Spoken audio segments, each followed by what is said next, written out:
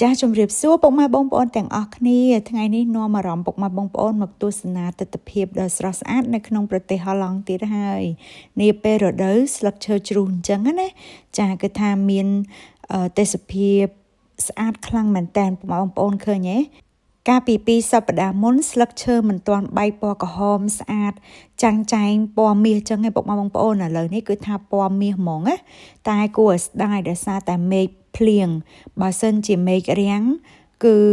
អាកាសធាតុល្អហើយមួយទៀតយើងអាចលេងជាមួយនឹងស្លឹកឈើចាយើងអាចលើកស្លឹកឈើផ្លុំលេងបានបោះលេងបានអញ្ចឹងណាប៉ុន្តែដល់ពេលមេឃភ្លៀងអញ្ចឹងគឺថាស្លឹកឈើគឺវាសុទ្ធទឹកបងប្អូនអញ្ចឹងទៅវាប្រឡាក់ដីប្រឡាក់អីទៅយើងអត់អាចលេងស្លឹកឈើបានទេហើយរដូវស្លឹកឈើជ្រុះជារៀងរាល់ឆ្នាំខ្លះក៏មេឃអត់ភ្លៀងបងប្អូនចាឆ្នាំខ្លះទៀតទៅគឺភ្លៀងរាល់ថ្ងៃខ្យល់រាល់ថ្ងៃអញ្ចឹងទៅដូចនេះអីខ្ញុំមកពេលល្ងាចម៉ោង3ខ្ញុំឆ្លៀតមកពុកម៉ែបងប្អូនដោយសារតែឃើញបើកថ្ងៃចានេះជាវីដេអូមួយផ្នែកបង្ហាញពីជីវិតរស់នៅក្នុងប្រទេសហូឡង់នេះចាចំពោះក្រុមគ្រួសារខ្ញុំឲ្យតែពួកយើងទំនេរជារៀងរាល់សប្តាហ៍គឺតែងតែដើរចេញទៅក្រៅឯពុកម៉ែបងប្អូននាំកូនចេញក្រៅ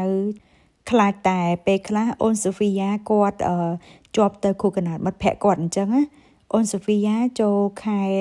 11 12នេះគឺគាត់រវល់ពេញចាឲ្យតែសប្តាហ៍ថ្ងៃចុងសប្តាហ៍ថ្ងៃអាទិត្យគឺគាត់រវល់ជាមួយនឹងខួបកំណើតមិត្តភក្តិគាត់នៅសាលារៀនហើយខ្ញុំមិនដែលហាមគាត់កូនទេអញ្ចឹងឲ្យតែពេលខួបកំណើតមិត្តភក្តិគាត់គឺគាត់តែងតែទៅហើយអញ្ចឹងពេលខ្លះខ្ញុំអត់បានចេញទៅក្រៅទេព្រោះដោយសារកូនប្តីខ្ញុំនាំកូនខ្ញុំទៅខួបកំណើតមិត្តភក្តិគាត់អញ្ចឹងណាហើយខ្ញុំអត់ចង់ទៅទេកម្មវិធីក្មេងៗដោយសារអីថ្លង់នឹងក្មេងៗលេងពុកម៉ែបងប្អូនចាអញ្ចឹងគឺថាឲ្យប្តីខ្ញុំជូនទៅតែថ្ងៃសៅរ៍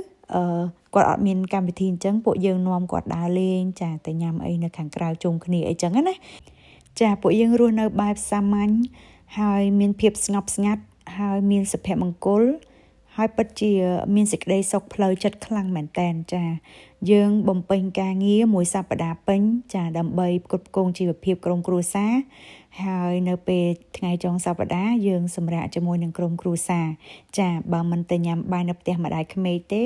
ក៏ទៅកម្មវិធីជួបជុំជាមួយនឹងមិត្តភ័ក្តិបើមិនជួបជុំមិត្តភ័ក្តិចំពោះខ្ញុំនិងប្តីខ្ញុំទេក៏មិត្តភ័ក្តិកូនស្រីខ្ញុំអីចឹងទៅពួកយើងចែកស្មើគ្នាចាអត់មានឲ្យអ្នកណាមួយមានអារម្មណ៍ថាមានសម្ពាធផ្លូវចិត្តទេជាពិសេសគឺកូនស្រីខ្ញុំហ្មងខ្ញុំចំណាយពេលវេលាច្រើនមែនតែនឲ្យទៅគាត់ណាដោយសារតែឥឡូវនេះកូនស្រីខ្ញុំគាត់នៅទូចអញ្ចឹងគឺគាត់មានពេលវេលានៅជាមួយឪពុកម្ដាយជាប់តែបន្តិចទៀតទៅគឺគាត់កាន់តែឃ្លាតពីយើងហើយពុកម៉ែបងប្អូនដោយសារក្មេងធំនៅប្រទេសអឺរ៉ុបនេះនៅក្នុងប្រទេសហូឡង់នេះមិនដូចក្មេងនៅស្រុកខ្មែរយើងទេដែលយើងអាចមានសិទ្ធិបិទសិទ្ធិកូនខ្លះហាមឃាត់កូនបានខ្លះតែនៅស្រុកនេះមិនអាចហាមប្រានបានទេយើងអាចបដៅកូនបានប៉ុន្តែនៅពេលដែលគេធំពេញវ័យគឺយើងមិនអាចហាមគាត់ឬក៏យើងបញ្ជាលើកូនយើងឲ្យធ្វើអ្វីតាមតែចិត្តយើងណាអញ្ចឹងគឺច្បាប់ស្រុកនេះមិនដូចនៅស្រុកខ្មែរយើងទេចាការធំធាត់ការព្រានបដៅការយល់ដឹងរបស់កូនក្មេងនៅប្រទេសនេះមិនដូចនៅក្មេងៗនៅស្រុកខ្មែរយើងទេចាអញ្ចឹងគឺខ្ញុំចង់បញ្យល់បងប្អូនបែបហ្នឹងថាហេតុអីបានជាខ្ញុំចេះតែចំណាយពេលជាមួយកូនអីចឹងបងប្អូនចេះតែគិតថាធ្វើដូចកូនហ្នឹងទៅឆ្ងាយពីយើងតែមិនមែនទេពេលដែលកូនធំធាត់ទៅគេអាយុ18ទៅគេមានសិទ្ធិជ្រើសរើសផ្លូវខ្លួនគេដើរអញ្ចឹងណាចា